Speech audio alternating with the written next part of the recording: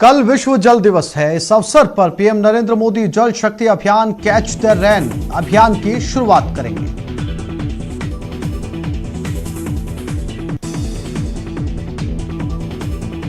असम दौरे के दूसरे दिन पीएम मोदी ने विरोधियों पर जमकर वार किया। असम के बोकाखाट में चुनावी रैली को संबोधित करते हुए पीएम ने दावा किया कि अब यह तय हो गया है कि असम में दूसरी बार एनडीए की सरकार बनेगी। मुंबई पुलिस के पूर्व पुलिस कमिश्नर परमबीर सिंह के गंभीर आरोपों के बाद महाराष्ट्र के गृह मंत्री अनिल देशमुख के इस्तीफे की मांग तेज हो गई। बीजेपी कार्यकर्ताओं ने राज्य में कई जगहों पर प्रदर्शन किया और गृह मंत्री अनिल देशमुख के इस्तीफे की मांग की।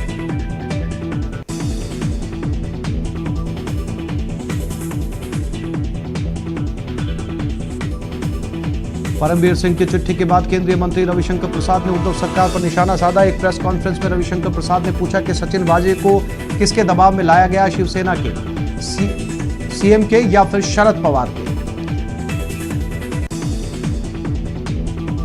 मुंबई के पूर्व पुलिस कमिश्नर परमबीर सिंह के लेटर बम से महाराष्ट्र की सियासत में हड़कंप मच गया। इस बीच एनसीपी सुप्रीमो शरद पवार ने पार्टी के दो बड़े नेताओं जयंत पाटिल और अजित पवार को दिल्ली बुलाया।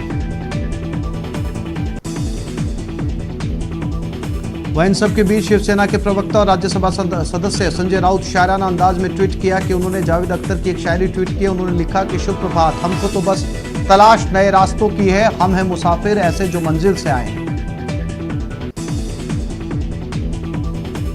बता दें कि मुंबई के पूर्व पुलिस कमिश्नर परमबीर सिंह ने मुख्यमंत्री उद्धव ठाकरे को लिखे पत्र में आरोप लगाया कि महाराष्ट्र के गृह मंत्री अनिल देशमुख पुलिस अधिकारियों से हर महीने 100 करोड़ रुपए की वसूली करवाना चाहते थे।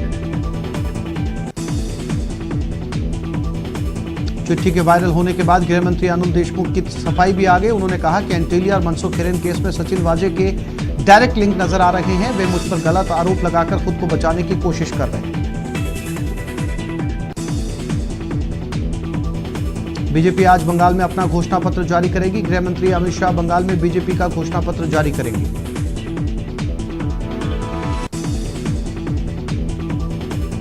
कांग्रेस ने पश्चिम बंगाल विधानसभा चुनाव के लिए 39 उम्मीदवारों का ऐलान किया। सूची में 7 उम्मीदवार 7वें चरण के लिए, 10 उम्मीदवार छठे चरण के लिए, 12 उम्मीदवार 7वें चरण के लिए और 10 उम्मीदवार 8वें चरण के चुनाव के लिए।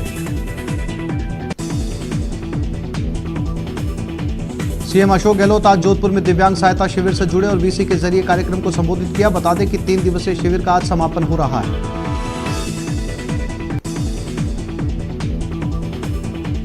भारत रत्न बिस्मिल्लाह खान की जयंती पर सीएम अशोक गहलोत ने उन्हें याद किया। उन्होंने ट्वीट कर कहा कि बिस्मिल्लाह खान का संगीत शांति और सद्भाव का संदेश फैलाने वाला था। बीजेपी की राष्ट्रीय सचिव अलका गुर्जर ने गहलोत सरकार पर निशाना साधा। उन्होंने कहा कि जब से प्रदेश में गहलोत सरकार आई है, प्रदेश बेहाल हो गया। उन्होंने कहा कि कांग्रेस के अंदरूनी झगड़े में आम जनता पिस रही है। श्री गंगानगर में शेरपुर चौकी के पास बीएसएफ ने एक पाकिस्तानी घुसपैठिए को ढेर कर दिया। पाक घुसपैठिया 0 लाइन क्रॉस कर रहा था, जिस पर बीएसएफ ने उसे वार्न किया, लेकिन चेतावनी के बावजूद वो तारबंदी के नजदीक आ गया। कोटा के जवाहरनगर थाना इलाके में घर के बाहर टहल रही एक महिला डॉक्टर को बाइक सवार बदमाशों ने धक्का देकर नीचे गिरा दिया और उससे मोबाइल छीनकर फरार हो गए। मोबाइल लूट की वारदात सीसीटीवी में कैद हो गई।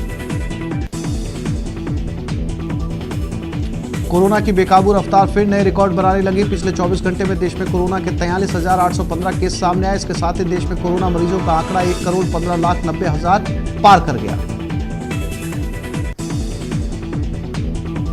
महाराष्ट्र में कोरोना की रफ्तार ने चिंता बढ़ा दी। यहां एक दिन में सबसे ज्यादा 27,126 लोग संक्रमित मिले। ये कोरोना की शुरुआत से अब तक का सबसे बड़ा आंकड़ा है।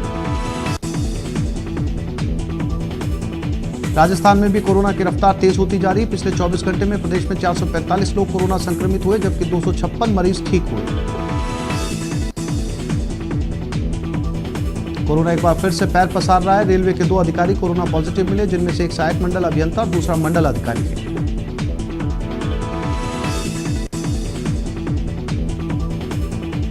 भरतपुर के लोहागढ़ स्टेडियम में आज से 2 दिवसीय लोहागढ़ केसरी दंगल का आगाज हुआ। चिकित्सा राज्य मंत्री डॉक्टर सुभाष गर्ग ने दंगल का शुभारंभ किया।